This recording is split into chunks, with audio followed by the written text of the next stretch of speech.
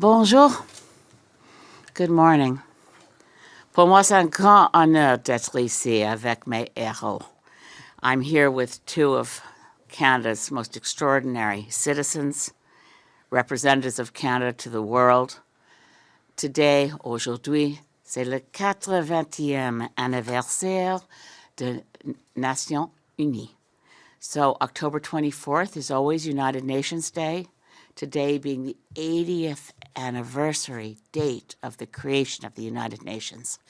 And we're here collectively to call for Canada to step up. We are a champion of multilateralism, but we have not been pulling our weight. So aujourd'hui, nous sommes ensemble et je vais présenter mes collègues. It's a huge honor to be here with Alex Neve, who, of course, was the lead voice for Amnesty International in Canada for a great many years. And also, of course, this year is the Massey Lecturer of CBC and Anansi Press. And to my, I'm not going to say to my right, but a great honor to be here with former Member of Parliament, former Senator, the Honourable Doug Roche, who served as Canada's ambassador for disarmament at the United Nations. So I'll first turn it to Doug. Good morning. We are here to request the Government of Canada to step up its funding to the United Nations, particularly in this 80th year, which is a very important moment in the life of the organization. But when you consider that the Government of Canada has increased its funding for arms through the defence appropriations and the funding of NATO, now up to 5%, which will involve a quadrupling of Canada's defence spending before the end of the decade. We have to also match that and consider that the building of peace in the world is not done through only military means. It is done by diplomatic means, and the strength that the United Nations brings in this way, and Canada's participation in the UN in past years, that we've been able to do the Landmines Treaty, the International Criminal Court, and various other programs that we have been able to establish as a result of Canada's strong commitment to the United Nations as a key instrument in our multilateral foreign policy. So here we are at a turning point. The United Nations today in crisis. Their budget is cut back by 15% as a result of a decline in funding from the United States that has cut back its funding. And we think that Canada needs to take a more even approach to the development of peace in the world, peace and security, with a greater involvement in diplomacy. If we can spend up to 5% of our GDP for defense spending, we can certainly increase the $2.6 billion that we are currently putting into the United Nations and increase that for the programs that involve economic and social development, arms control and disarmament, environmental protection, and the advancement of human rights. And it's the large advancement of human rights in the world that the United Nations stands for. Thank you. Speak for human rights. So this 80th anniversary is such an opportune time for strengthened and renewed focus on what states agreed 8 decades ago in this document, the UN Charter, would be one of the 4 primary purposes of the United Nations: promoting and encouraging respect for human rights and for fundamental freedoms for all, without distinction as to race, sex, language, or religion. At the time, it was unprecedented and groundbreaking. Never before in the history of humanity had concern about human rights everywhere been elevated to the highest levels of global concern and responsibility. That international commitment to a world in which human rights for all were to be promoted and respected was further amplified 3 years later when, in one of the United Nations' earliest substantive endeavors, states adopted the Universal Declaration of Human Rights, which proclaimed that recognition of the inherent dignity and of the equal and inalienable rights of all members of the human family is the foundation of freedom, justice, and peace in the world. Well, 80 years later, the necessity and urgency and also the undeniable truth of that promise of universal human rights remains glaringly unfulfilled. We are, of course, far from a world in which the equal and inalienable rights of all members of the human family are upheld everywhere. And we have yet to achieve an international order in which states uniformly understand that respect for universal human rights is indeed foundational to all other imperatives and aspirations, including peace in our world. Rather than starting foundationally with human rights and building from there, we instead live in a world which consistently puts human rights off to another day. Not the foundation. If we are lucky, perhaps the eventual roof, if we get that far, and more often than not, a leaking roof with gaping holes and missing shingles. And thus, 2025, this anniversary year, our world has witnessed ongoing genocide in Gaza, the deepening agony of Russia's unlawful assault on Ukraine, both of which eviscerate the UN Charter's professed commitment to human rights. And the UN has been unable to act. The Security Council held hostage to the paralyzing veto of Russia and the United States.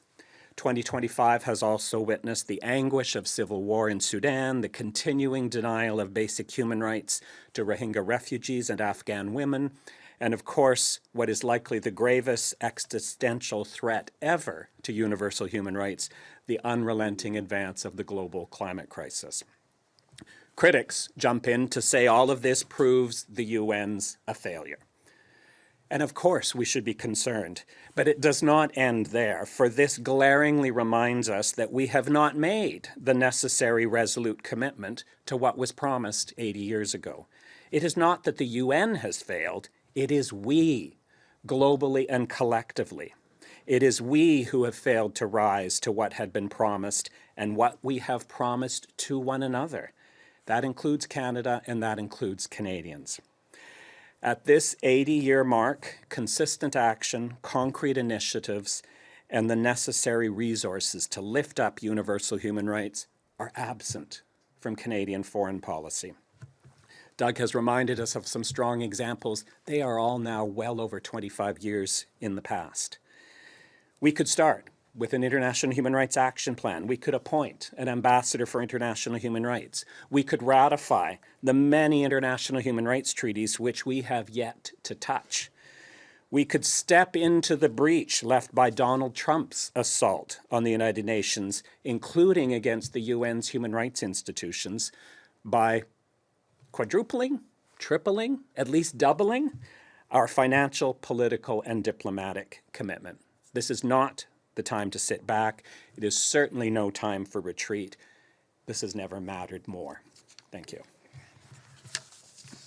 Et maintenant, je veux ajouter quelques mots en termination pour terminer cette conférence de presse importante.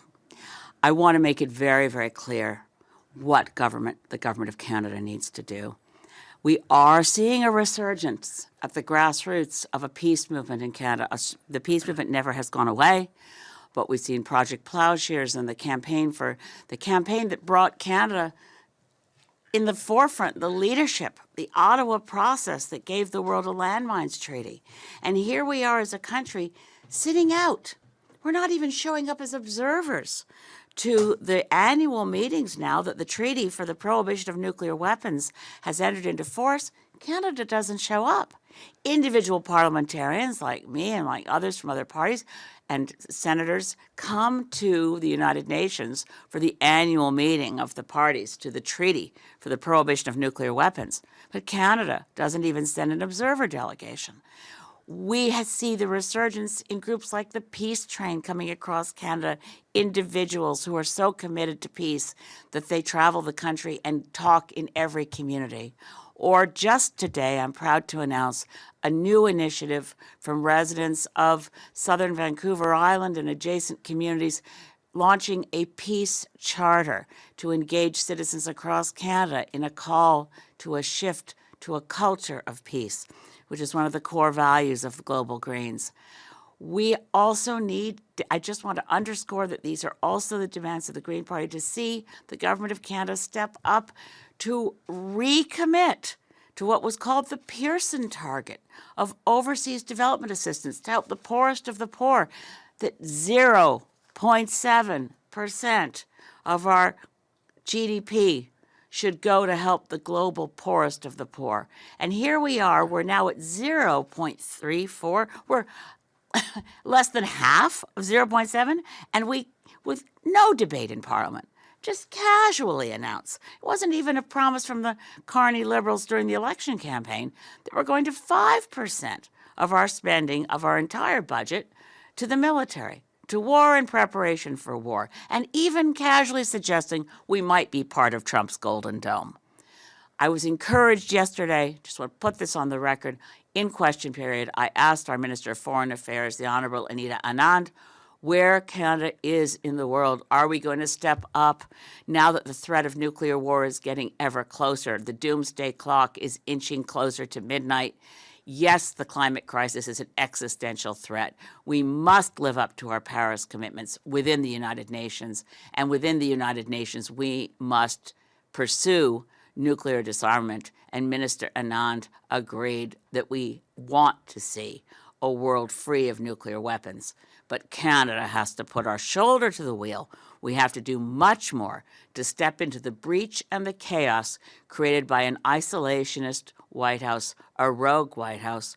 We need to fulfill the promise of the Universal Declaration of Human Rights written by Canadian John Humphreys, by the work done in the United Nations, by so many of our wonderful ambassadors through time, like the Honourable Doug Roche, and to thank Bob Ray, the Honourable Bob Ray, who's leaving now as our ambassador, Canada's ambassador to the United Nations. Predecessors like the Honourable Stephen Lewis, who was our ambassador to the United Nations. The United Nations matters.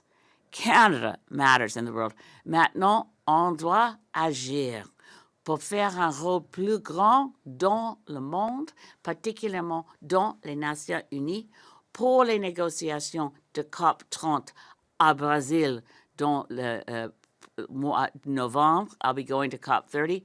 I hope Canada will go with new commitments.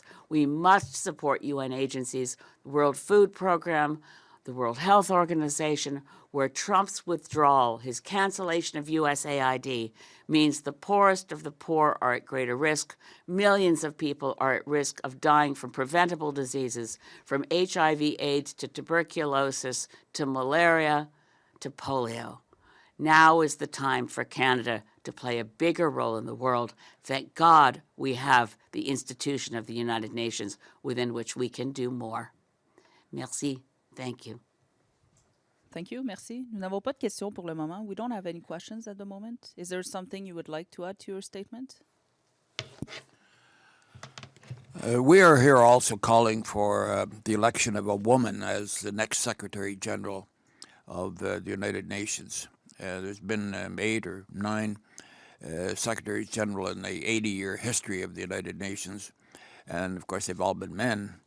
And I think, you know, as a man, I have to be very careful how I say this. We need a very competent person as the Secretary General of the United Nations. And as you look around the world, there are several highly qualified women who could occupy that position, who are qualified for it, and they should not be pushed aside because of the fact that they are women.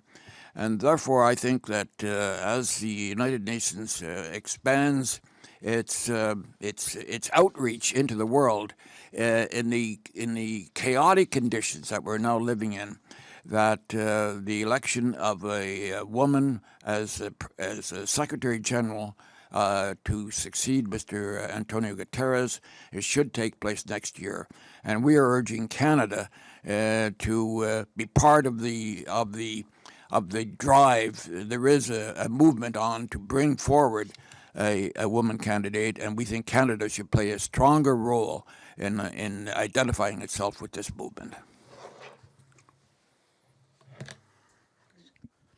Merci. Et nous sommes disponibles pour les questions à l'extérieur de cette chambre. Merci beaucoup. Thank you for coming.